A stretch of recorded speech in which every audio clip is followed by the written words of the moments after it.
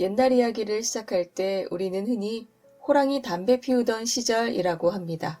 아주 오래된 옛날을 말할 때 쓰는 표현이죠. 그렇다면 호랑이 담배 피우던 시절은 언제 생겨난 말일까요? 원래 담배는 남미의 원주민들이 피우던 것인데 남미를 찾은 서양 사람들이 담배를 피우는 원주민들을 보고 따라서 피운 것이 전 세계로 퍼져나가게 되었습니다. 우리나라에는 조선시대에 처음으로 담배가 들어왔는데요. 조선시대에 담배가 들어왔으니까 우리나라 사람들이 담배를 피우기 시작한 것은 겨우 몇백 년밖에는 되지 않습니다. 그러니까 호랑이 담배 피우던 시절이라는 말이 생겨난 것도 조선시대 이후일 수밖에 없습니다. 처음 본 담배가 마냥 신기할 뿐 몸에 해롭다는 것도 몰랐기 때문에 담배가 처음 들어왔을 때는 남녀노소 가리지 않고 누구나 담배를 피웠다고 합니다.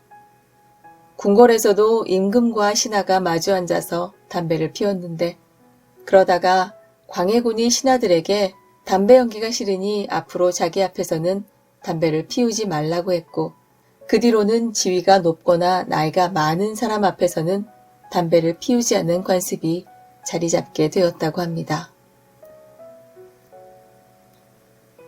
순우리말 중에 감쪽 같다는 말이 있습니다. 어떤 상황에서 감쪽 같다는 말이 쓰일까요? 곶감 좋아하시나요? 곶감은 달고 맛있습니다. 먹을 것이 별로 없던 옛날 아이들은 곶감을 무척 좋아했는데요. 우는 아이도 곶감을 준다고 하면 울음을 뚝 그친다는 말이 전해 내려올 정도입니다. 호랑이가 온다고 해도 울음을 그치지 않던 아이가 곶감 얘기에 울음을 그칠 정도면 곶감이 얼마나 맛있는지 알 수 있습니다. 그래서 동화에서는 곶감이 무엇이길래 나보다 무섭냐며 호랑이가 발끈 화를 내는 내용이 나옵니다. 하지만 옛날에는 곶감이 아주 귀해서 아무 때나 먹을 수 없었습니다. 명절이나 생일에 어른들이 아이들에게 곶감을 주었는데 아이들은 그 곶감을 누가 뺏어 먹을까봐 얼른 입안에 쏙 집어넣었다고 합니다. 감쪽 같다 해서 감은 먹는 곶감을 말하는 것이고 쪽은 어떤 것을 쪼갰을 때 한 조각을 말합니다. 결국 감쪽이란 곶감을 쪼갰을 때의 한쪽을 말하는 것입니다. 그러니까 감쪽 같다는 말은 곶감의 한쪽을 먹는 것처럼 너무 빨라 일의 흔적조차 남기지 않는다는 뜻이라고 합니다. 영감과 부인이라는 단어를 사전에 검색해보면 급수가 높은 공무원이나 지체가 높은 사람을 높여 이르는 말, 나이가 든 부부 사이에서 아내가 그 남편을 이르거나 부르는 말이라고 나옵니다. 조선시대의 영감은 정삼품에서 종이품의 벼슬아치를 이르는 말이니 영감은 상감이나 대감보다는 낮지만 그래도 꽤나 높은 벼슬아치라고 할 수 있습니다. 마누라는 사전에 중년이 넘은 아내를 허물없이 이르는 말이라고 나오는데요. 조선시대 광해군 때 궁녀가 쓴 것으로 추정되는 개축일기에는 상감마노라, 대비마노라라는 말이 등장하는 것으로 봐서 그 시대의 마노라는 마마급의 극존칭어로 쓰인 것으로 알 수 있습니다. 그러니 조선시대의 마노라는 영감보다 훨씬 지체가 높은 이에 대한 호칭이었습니다. 그런데 시대가 흘러 마노라는 마누라로 변하였고 그 뜻도 변하여 마누라는 여성들이 별로 좋아하지 않는 호칭이 되었습니다. 그럼 마노라, 마누라는 어디서 온 말일까요? 말의 뿌리를 잘 간직하고 있는 산스크리트어로 부인, 여인을 일컫는 말 중에 마누라와 음이 제일 유사한 단어로 마하일라가 있습니다. 산스크리트어로 마하는 위대한, 풍성한 등의 뜻이 있는 단어입니다. 또한 일라는 물결, 흐름, 지구, 땅 등의 뜻이 있습니다.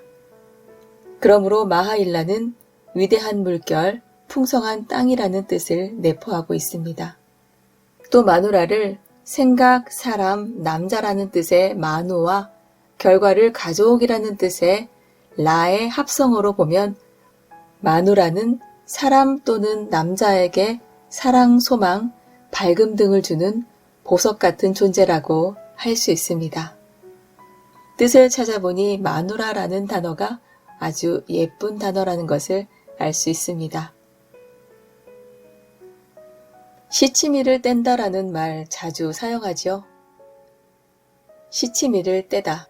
사냥법 중에 매사냥이라는 것이 있는데 매를 사냥하는 게 아니라 매를 길들여서 꿩 같은 새를 잡는 것입니다. 5월쯤 매가 알에서 깨어나면 어린 매가 겨울을 나기 전에 잡아서 사냥을 할 수 있도록 길들이는 것을 말합니다. 매사냥은 삼국시대부터 있었는데 고려 때 아주 성에서 왕은 물론이고 웬만한 벼슬아치라면 누구나 매사냥을 즐겼다고 합니다. 매사냥이 성하다 보니 남이 길들인 매를 탐내는 사람이 종종 있었고 그래서 매가 서로 바뀌거나 남이 훔쳐가는 것을 막기 위해 매의 꽁짓기 속에다 주인을 밝히기 위한 표지를 달았는데 이것이 바로 시치미라고 합니다. 만약 주인을 잃은 매가 있으면 이 시치미를 보고 주인을 찾아줄 수 있었는데 매를 발견한 사람이 욕심을 부려 시치미를 떼어버리고는 자기 매라고 우기는 경우가 있었습니다. 때로는 남들이 길들여 놓은 훌륭한 매를 가로채서 시치미를 떼어버리기도 했는데 자기가 해놓고도 아닌 척, 모르는 척 할 때 시치미를 뗀다라고 합니다. 중요한 날이 다가오면 달력에 이렇게 표기를 합니다. D-15, D-7, D-1. 첫 글자 D는 데시몰의 약자입니다. 군사용어로 데시몰 데이라고 하는데 영어 사전에서 찾아보면 십진법이라고 나옵니다. 그런데 군사용어로 하면 작전 계획상 공격 예정일을 가리키는 것입니다. 데시몰은 공격을 전후해서 일어날 수 있는 여러 상황을 판단하거나 공격 예정일을 확정하고 그 날짜를 기준으로 계획을 준비할 때 쓰는 용어입니다. 공격 예정일이 확정되면 캘린더의 날짜의 의미를 잊어버리고 다만 공격 예정 며칠 전 또는 공격 며칠 후라는 개념만 남게 되는 것입니다. D-Day라는 말이 최초로 사용된 것은 2차 세계대전 때부터였습니다.